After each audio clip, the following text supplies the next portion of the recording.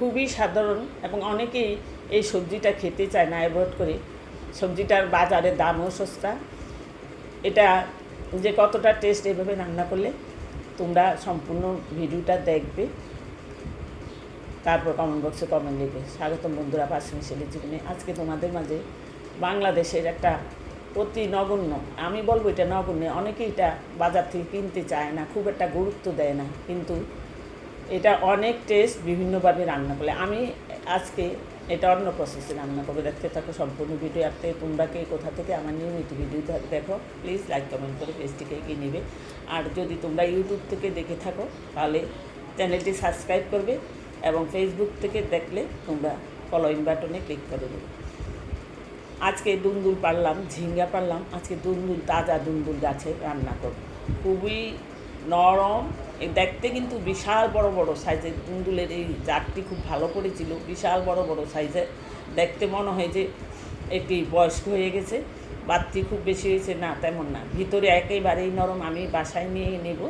3টা দুন্দুল কেটে নিয়েছি, নিয়ে এখন লবণ, বেশ কিছু লবণ দিয়ে এটা মাখিয়ে রাখবো মিনিমাম 10 মিনিট। লবণ মাখার সাথে সাথে এটা জল ছেড়ে যাবে, এবং দেব সাথে মাছের ডিম। এই মাছের ডিমটা দেখতে কালো, হয়তো ভাবছো এটা কী আবার মাছের ডিম, এটা মাগুর মাছের ডিম।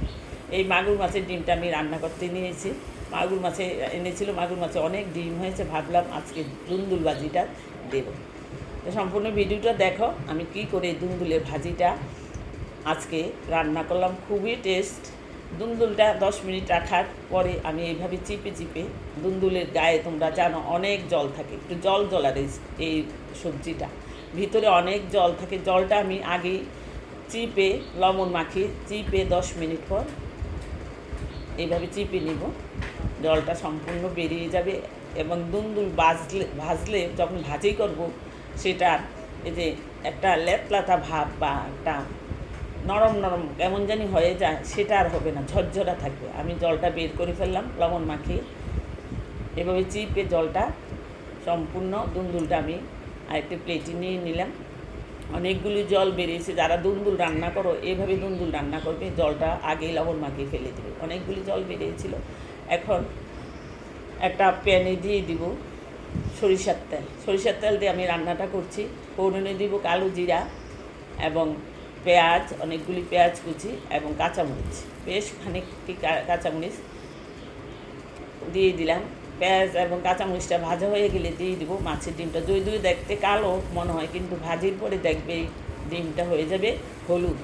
যেহেতু মাগুর মাছ, শিং মাছ কালো গায়ের রং, তার ডিমও তার কালো, কিন্তু যখন তেলে ভাজবে তখন দেখবে এটা হলুদ হয়ে গেছে। এভাবে আমি পেঁয়াজ, কাঁচামরিচ, ডিমটা ভালো করে ভেজে নিলাম। এখন দিয়ে দিব দুন্দুল। দুন্দুল দিয়ে আমি লবণ দেবো না, যেহেতু আগে লবণ মেখে রেখেছিলাম, লবণটা দিব না, পরে চেক করে দেব। ডিমের মাঝে লবণ দিয়েছি পরিমাণ মতো, ডিমের যতদূর লাগবে ততটুকুই দিয়েছি, কিন্তু দুন্দুল আর লবণ দেবো না। কিছুক্ষণ এভাবে ভেজে নিব। নিয়ে যখন দেখবো যে মিনিমাম 70% রান্না হয়ে গেছে, তখন আমি একটা জিনিস দিয়ে দেব। দেখো আমি কিভাবে রান্না করছি। এখন দিয়ে দিচ্ছি বেশ পরিমাণ নারকেল। আমার গাছের নারকেল, গাছেরই দুন্দুল, সব কিছু আমার নিজের করা। আমার গাছে নারকেল ছিল, সেই নারকেল আমি প্রায় রেসিপিতে নারকেল ব্যবহার করি। নারকেলের রেসিপিটা আমার খুব ভালো লাগে। নারকেল খাওয়াও ভালো শরীরের জন্য। তোমরা হয়তো জানো নারকেলের দুধ দিয়ে বিভিন্ন ধরনের রেসিপি হয়। নারকেল দিয়ে এইভাবেই ভাজিটা আমি করবো, এবং আরও কিছুটা কাঁচামরিচ দিয়ে দেব। আরও এইভাবে আমি প্রায় 5-10 মিনিট ভেজে নেব। যখন দেখবো একটু গায়ের জলটা এবং নারকেলটা ভাজা হয়ে গেছে, নারকেলের গায়ে যে একটা জল ভাব থাকে, সে একটু ভাজি একটা সুন্দর মিষ্টি গন্ধ বেরিয়েছে, তখন উল্টিয়ে দেব। 2 হাত ধরে প্যানটা উল্টিয়ে দেবো, এপাশ ওপাশ করে কয়েকবার করে উল্টিয়ে দেবো।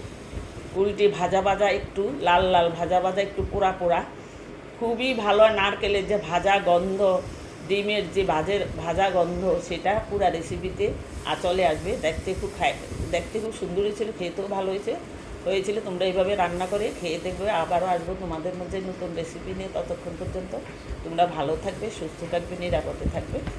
বাই।